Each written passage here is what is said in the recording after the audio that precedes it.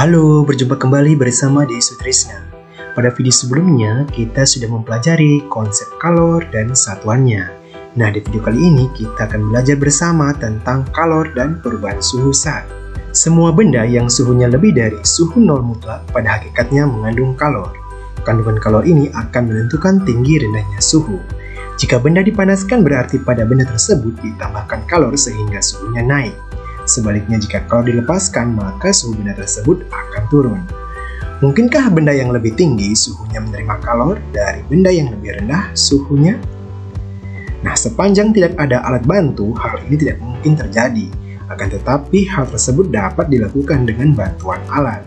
Banyaknya kalori yang diperlukan untuk menaikkan suhu benda atau zat dapat kalian amati ketika memasak air. Untuk mendidihkan air dalam ceret dengan kompor diperlukan selang waktu tertentu. Semakin banyak volume air yang dididihkan, maka semakin lama selang waktu yang diperlukan. Hal ini menunjukkan bahwa banyaknya kalori yang diperlukan untuk menaikkan suhu benda atau zat bergantung pada besarnya kenaikan suhu zat dan masanya. Selain bergantung pada dua hal tersebut, banyaknya kalori yang diperlukan untuk menaikkan suhu zat atau benda juga bergantung pada jenis zatnya. Artinya, banyaknya kalori yang diperlukan oleh 1 kg zat untuk menaikkan suhunya sebesar 1 derajat Celcius setiap zat tidak sama. Dengan demikian, kalian dapat membedakan jenis zat yang berdasarkan kalor jenisnya. Kalor jenis zat adalah banyaknya kalori yang diperlukan oleh 1 kg zat untuk menaikkan suhunya sebesar 1 derajat Celcius atau 1 Kelvin. Berdasarkan pemaparan tersebut, maka banyaknya kalori yang diperlukan untuk menaikkan suhu benda atau zat dapat dirumuskan sebagai berikut. Q sama dengan M kali C kali delta T. Nah, selanjutnya perkalian antara massa benda yang disimbolkan dengan huruf M dan kalor jenis yang disimbolkan dengan huruf C kecil, nah itu sering disebut dengan kapasitas kalor. Kapasitas kalor adalah banyaknya kalori yang diperlukan suatu zat untuk menaikkan suhunya sebesar 1 derajat Celcius. Oleh karena itu, rumus kalor juga dapat dituliskan dengan persamaan sebagai berikut. Q sama dengan C kapital kali delta T. C kapital sama dengan M kali C huruf kecil. Nah, keterangan dari formula tersebut, yaitu Q itu menyatakan banyaknya kalor, kemudian C kapital itu menyatakan kapasitas kalor, kemudian M kecil itu menyatakan massa zat, kemudian C kecil adalah kalor jenis zat, dan yang terakhir adalah delta T, kenaikan suhu. Nah, di mana kenaikan suhu ini dengan formulanya adalah suhu akhir dikurang suhu awal. Berikut tabel kalor jenis berbagai zat. Nah, kalian bisa melihatnya ya pada tabel beberapa kalor jenis berbagai zat ya, seperti aluminium, kuningan, karbon, dan seterusnya. Nah, agar kalian lebih memahami penerapan formula atau rumus kalor dan kapasitas kalor, yuk kita simak contoh soal berikut ini. Contoh soal pertama. Nah, pada contoh soal pertama ini, kalian harus menentukan langkah pertama adalah menentukan variabel yang diketahui. Kemudian langkah keduanya, kalian menentukan variabel yang ditanya.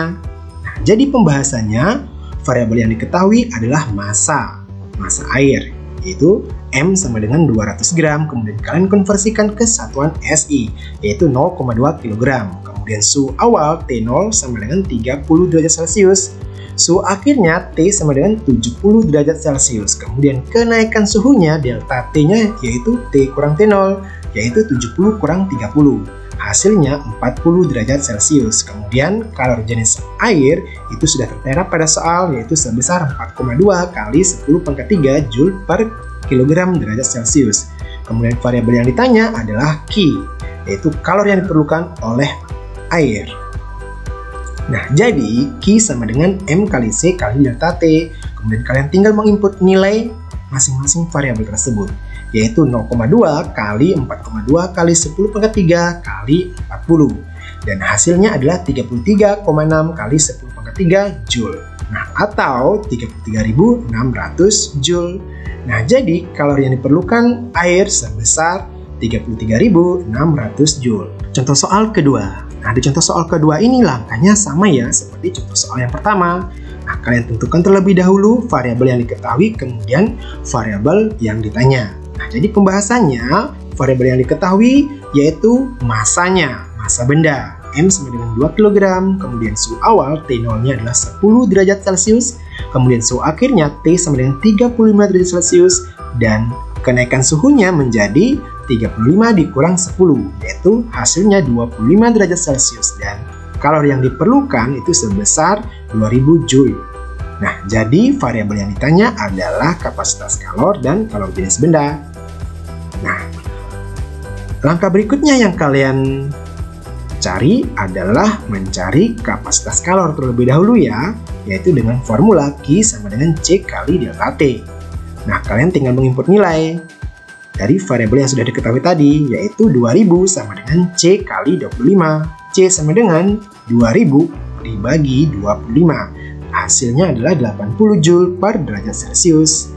Nah, berikutnya kalian mencari kalor jenis bendanya atau kalor jenis zatnya, yaitu C kecilnya. Nah, kalian bisa menggunakan formula Q sama dengan M kali C kali delta T, ataupun kalian menggunakan rumus kapasitas kalornya, C kapital sama dengan M kali C. Nah, di video ini Bapak menggunakan formula di rumus kapasitas kalornya ya, C kapital sama dengan M kali C. Jadi 80 sama dengan 2 kali C. C sama dengan 80 dibagi 2, hasilnya 40 Joule per kilogram derajat Celcius. Nah, jadi kapasitas kalor dan kalor jenis benda tersebut secara berturut-turut adalah 80 Joule per derajat Celcius dan 40 Joule per kilogram derajat Celcius. Jika kalian mencampurkan segelas air panas dan segelas air dingin, maka campurannya menjadi hangat. Setelah bercampur, suhu kedua jenis air tersebut akan sama. Dalam hal ini, air panas melepaskan kalor dan air dingin menerima kalor. Itulah sebabnya suhu air panas turun dan suhu air dingin naik setelah keduanya bercampur. Pada proses pencampuran tersebut, maka kalor yang dilepaskan oleh air panas diserap oleh air dingin. Jadi, banyaknya kalor yang dilepaskan sama dengan banyaknya kalor yang diserap. Pernyataan ini selanjutnya dikenal dengan asas Black. Secara matematis, asas Black dapat dituliskan sebagai berikut. QL sama dengan QS. Kemudian, ML kali CL kali dalam kurung TL kurang TC sama dengan MS kali CS kali dalam kurung TC kurang TS. Nah, ini formula ini untuk dua jenis zat ya. Kemudian, QL sama dengan QS. Kemudian, ML kali TL kurang TC sama dengan MS kali TC kurang TS. Nah, ini untuk satu jenis zat. Nah, indeks masing-masing variabel tersebut L dan S itu menunjukkan, yang L menunjukkan benda yang melepaskan kalor, kemudian S itu benda yang menyerap kalor. Kemudian indeks yang C itu menyatakan campuran dua buah zat. Agar kalian lebih memahami penerapan formula asas Black, yuk kita simak contoh soal berikut ini. Contoh soal. Pada contoh soal ini, kalian terlebih dahulu menentukan variabel apa saja yang diketahui dan yang ditanyakan. Selanjutnya menentukan zat yang melepaskan kalor, yaitu pada suhu yang lebih besar, kemudian zat yang menyerap atau menerima kalor, yaitu suhu yang lebih kecil. Nah, setelah itu kalian tinggal menginput nilainya ya di masing-masing variabel tersebut sesuai dengan formula asas Black-nya. Nah, jadi pembahasannya, diketahui masing-masing zat tersebut, diketahui variabel massa aluminium, kemudian suhu aluminium, kalor jenis aluminium, massa air, suhu air, dan kalor jenis air. Nah, dari variabel yang diketahui, kalian pastinya sudah mengetahui bahwa suhu aluminium itu lebih besar daripada suhunya air. Jadi, aluminium berada pada posisi melepaskan kalor, sementara air berada pada posisi menyerap kalor atau menerima kalor. Nah, kemudian yang ditanyakan adalah variabelnya adalah suhu akhir campuran, TC-nya. Nah, jadi sesuai dengan asas Black, bunyi asas Black yaitu bahwa kalor yang dilepas sama dengan jumlah kalor yang diserap, QL sama dengan QS.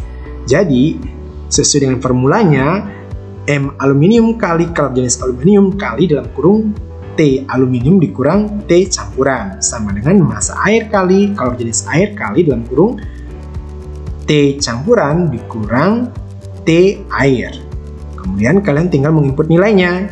Jadinya 4 kali 0,9 kali 10 maka 3 kali dalam kurung 60 dikurang TC sama dengan 20 kali 4,2 kali 10 maka 3 kali TC kurang 15. Dan hasilnya adalah 3.600 kali dalam kurung 60 kurang TC sama dengan 84.000 kali TC kurang 15. Nah, selanjutnya kalian tinggal mengalihkan ke dalam kurung ya, baik di ruas kiri maupun ruas kanan.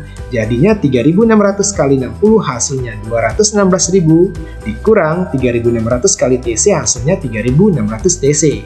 Sama dengan 84.000 kali TC hasilnya 84.000 TC, dikurang 84.000 kali 15 hasilnya 1.260.000. Nah, selanjutnya kalian tinggal mengumpulkan variabel yang sama ya. Variabel yang sama kalian kumpulkan, jadinya 216.000 ditambah 1.260.000 sama dengan 84.000 TC tambah 3.600 TC. Jadinya 87.600 TC sama dengan 1.476.000. TC sama dengan 1.476.000 dibagi 87.600. Hasilnya 16,849 derajat Celcius. Nah, kalau kalian bulatkan dua angka belakang koma, jadi hasilnya 16,85 derajat Celcius. Nah, jadi suhu akhir campuran tersebut adalah 16,85 derajat Celcius. Demikian penjelasan tentang kalor dan perubahan suhu zat. Jangan lupa untuk like, share, dan subscribe ya. Terima kasih sudah menonton video ini. Sampai jumpa.